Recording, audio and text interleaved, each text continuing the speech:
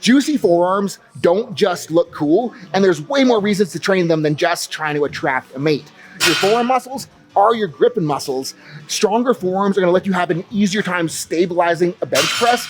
And if you have elbow pain, a good chunk of your forearm muscles cross the elbow, and if we bring them up so they're not freaking out when you're using your forearms during the lifts, your elbows are likely gonna feel a whole lot better. So let's go through my 2 favorite ways to train forearms. The first one for grip, the second one for improving tissue tolerance through the forearm and elbow. If we're thinking about what happens when you lose deadlift grip, it's because the bar is rolling out of your fingertips. And the best way to train grip so that it's stronger is to train yourself to curl back up and resist that fall down. And like, yes, you can do squeezing stuff to practice locking into grip, but I find it way more beneficial to train that actual curl back in. And one of my favorite ways to do that is to grab a fairly heavy dumbbell, let it roll down your fingertips, make sure to not drop it on your foot, then you're gonna curl it back up and finish with a bit of a wrist curl. You wanna grab a heavy enough dumbbell that it gets heavy in about 15 to 20 reps, and you wanna push these hard for 2 to 3 sets once or twice a week. And if you do that, you will never drop a deadlift again.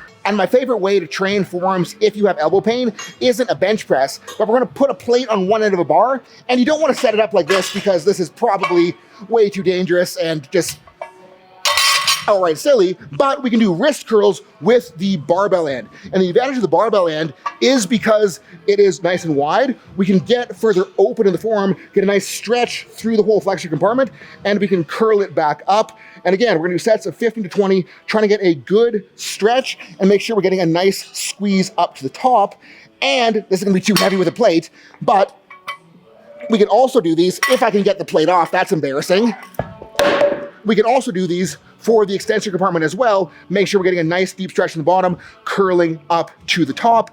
And again, we'll wanna run these once, twice, maybe even 3 times a week, relatively light, higher rep, get a nice pump. We don't wanna push them as hard as we're pushing those because we're pushing those to get stronger. We're pushing these to build up tissue tolerance, build up tissue capacity. So the stimulus is gonna need to be a little bit different, but if you work hard at these, get enough work in, elbows and forearms are going to start feeling a lot better for you. So guys, those are 2 ways and 2 reasons to train your forearms.